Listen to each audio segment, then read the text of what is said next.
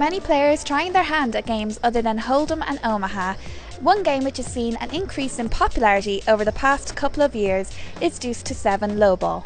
The 10k Deuce-to-Seven No Limit single draw event early on in this series saw a 25% increase in registration from 2010 to 2011, while the $1,500 Deuce-to-Seven Lowball event saw the field expand by 10%. Card Player talked to Bernard Lee, who recently finished fourth in the aforementioned $1,500 Deuce-to-Seven Lowball event, to talk through a beginner's guide to the game. So why Deuce-to-Seven then, Bernard? Well, I wrote a column on ESPN a couple years ago, and part of the column was, is a World Series bracelet something you really want? And I think a lot of people, that's their goal. And a lot of people come out here and their goal is to win a bracelet, and they are playing in no-limit events. Well, we're breaking no-limit events every single time they have a $1,500 or $1,000, 3,700 people, 3,000 people. You do the math, the odds are pretty slim that you're going to win one. Beside the fact that, everyone knows how to play no limit, and you've got to make it through 3 solid days. So my comment was, you better start learning some mixed games. And PLO is another one of those games where there's just too many masters out there. So there's a few games left. And I think Deuce-to-Seven was one. I think stud is another, because stud attendance has actually gone down. So I've really worked hard on my stud 8 or better, because that's what I grew up playing. And then I actually looked at Deuce-to-Seven. I personally don't like the triple draw version as much. I don't mind it, but I really like the Deuce-to-Seven no limit. And the reason being is you can incorporate so many no limit hold'em kind of concepts to it. And because I've worked on that game for so long, it's really been a game that I think suits my personality very, very well. So that's why I worked on it. I've been working on it for about 18 months. I just missed the money last year's 1,500 event. I was like 6-8 out of the money, and I was really happy to make the final table this year. Well, you're saying it's similar, there are similar concepts to Hold'em. Is that why we're seeing maybe a resurgence in its popularity in the past couple of years? Yeah, you get a lot of no-limit Hold'em young players who kind of stumble on it.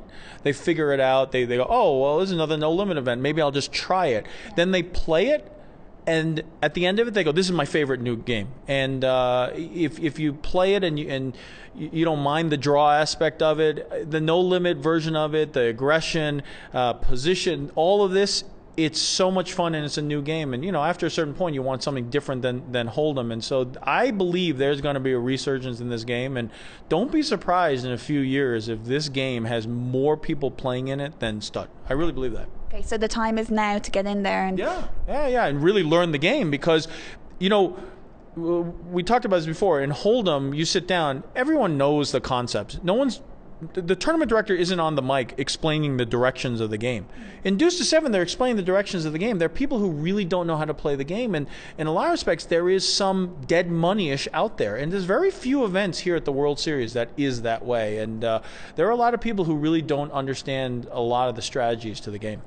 Right, let's get down to business, the basic rules of the game. Yeah, so the basic rules of the game are very similar to No Limit Hold'em in the sense of, first, there's only 7 players. You can't have 9 or 10 because of your drawing. You have 5 cards each. There's a small blind, a big blind, and there's a button. The one major difference is you cannot limp into the pot pre-draw or pre-flop if you thought about it in Hold'em. You have to raise. The only situation is if it was 25-25, which is what we started with, and the small blind can check the option, which there was debate on that too, by the way. So, but that's the one thing with regards to that. Then with regards to it, you get 5 cards. After the first pre-draw betting is done, you go by position. So the earlier position players have to say, I want 1, or pat. Pat means don't take a card. You can draw up to 5 if you really want. I actually saw a player draw 4 3 times in one day, which was ridiculous, but we'll let that one go. But typically you're not drawing more than 1 or 2. There are situations where you might draw 3, but it's like defending your big blind kind of thing, especially if you think the button's just trying to steal. Then you, after the pre-draw, after the draw, now you have a post-draw bet, and then there's a bet, and it's no limit. So you basically have to bet the minimum of the big blind, or you can shove all in. So that's pretty much the basics of Deuce-to-Seven no limit. Okay, so tell me how important position is then. Position is everything. You know, everyone talks about it in No Limit Hold'em how it's position, position, position. This is like capital position, underline, bold, position, underline, bold, et cetera, et cetera. And the reason why it's so important is in No Limit Hold'em, you get to see what they do act-wise in betting. In Deuce-to-Seven, you get to see what they do drawing. And that's so huge because if they draw one, it might change what you do in your hand. If they draw none, it might change in what you do with your hand. And one of the kind of golden rules in that is that the odds state that if someone throws one card away, you should hold with a jack, pat, or better. Okay. If they throw away two, you should hold a queen, pat, or better.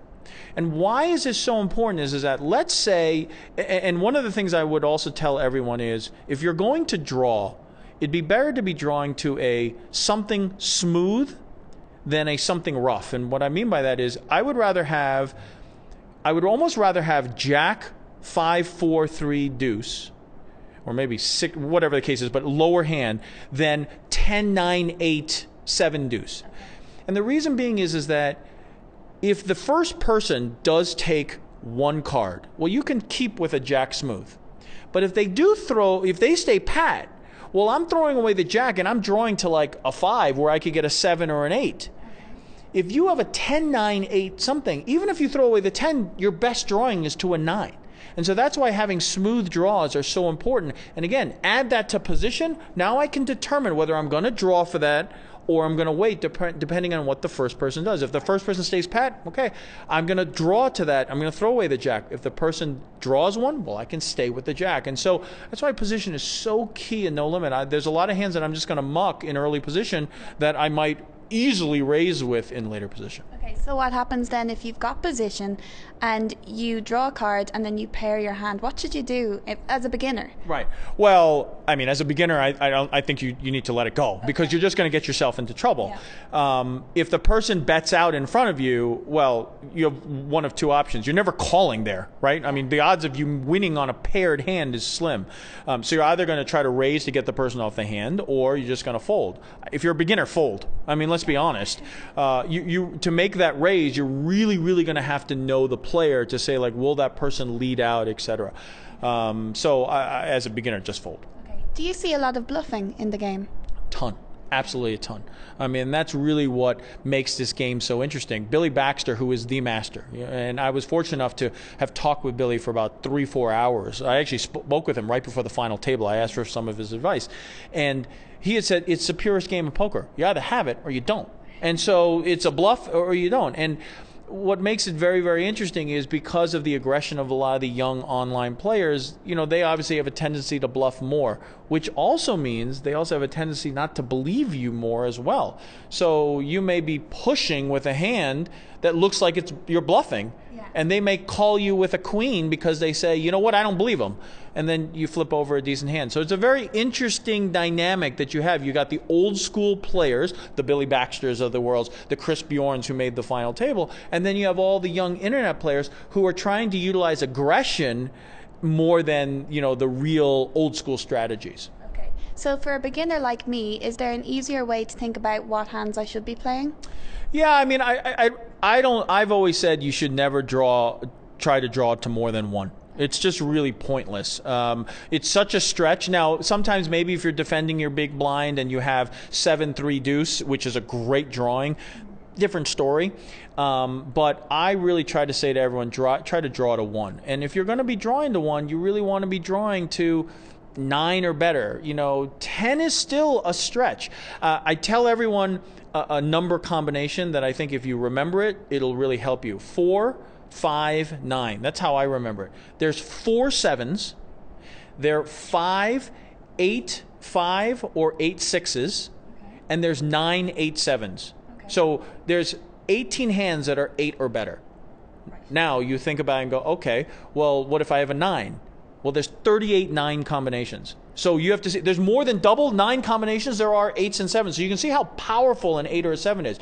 Let's not get into 10s. I mean, that just makes it so much exponential. So that's why if you have a 9, especially a 9 smooth, like a 9, 6, 5, 3, 2, you're still in the top 25% of hand, 20, not percent, 25 number of hands. And so to me, I like drawing to the 9. Again, I'm probably a little bit more conservative than the players out there, but drawing to a 10, okay, but again, you want to be drawing to more the smoother end of the 10 than like 10-9-8, right? You have 10-9-8, it's a much harder draw. A lot of Hold'em players, they wouldn't have heard maybe the term snowing. Can you explain that? Yeah, to be brutally honest, snowing is a term that is more for triple draw than for single draw. And again, this is something that a lot of young players make a big mistake. They think you can snow in Deuce-to-Seven single draw. It's really very hard to do that. To take a step back, in triple draw, if you don't have a deuce or a 7 in your hand, you almost don't play, because it's really hard. You have to have an 8 or a 7 to really win in triple draw. I mean, that's kind of where it comes, because you're drawing so many to get there. But if I have 8, 6, 5, 4, 3, I have a great hand in Deuce-to-Seven single draw. I don't care if you have 4 deuces. I don't go out of my way to look for a deuce.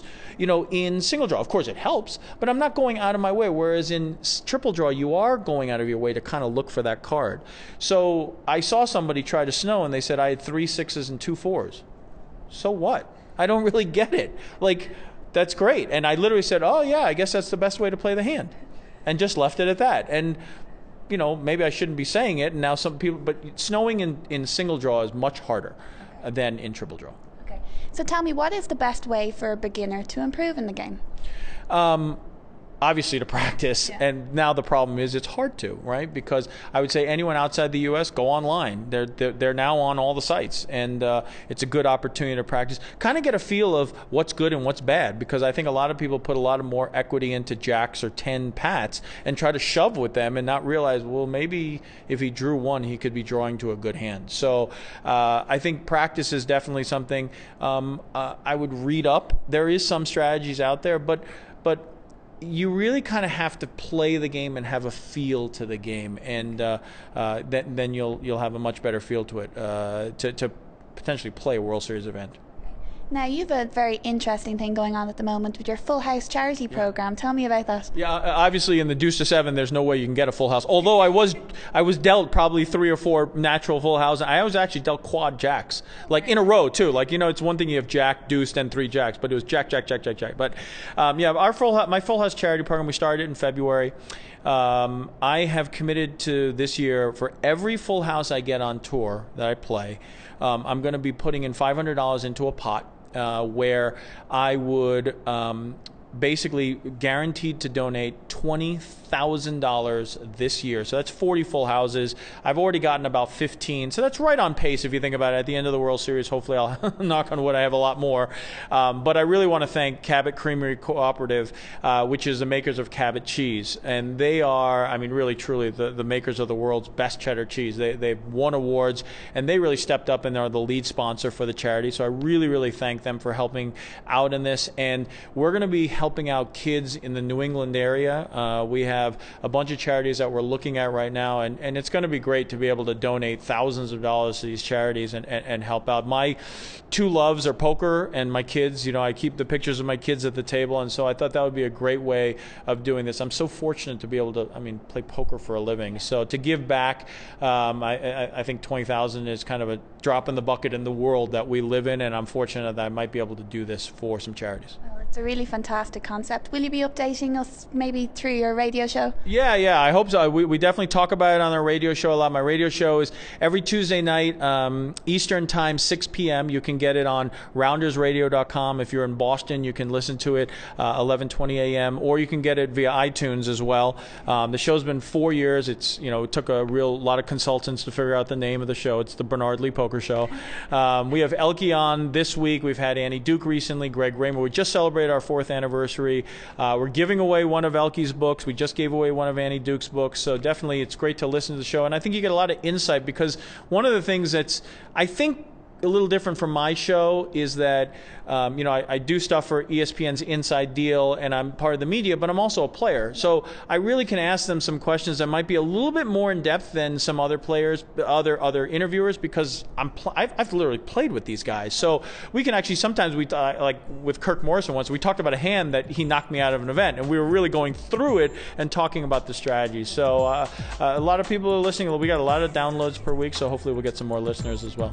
Well, I'll certainly be tuning in as I practice my Deuce-to-Seven. Thank you for talking to us today. Not a problem. Hopefully a lot of people will get interested in the game, but not too good at it, because I want to improve on my 4th place finish next year. Great. Well, best of luck. Thanks, I appreciate it.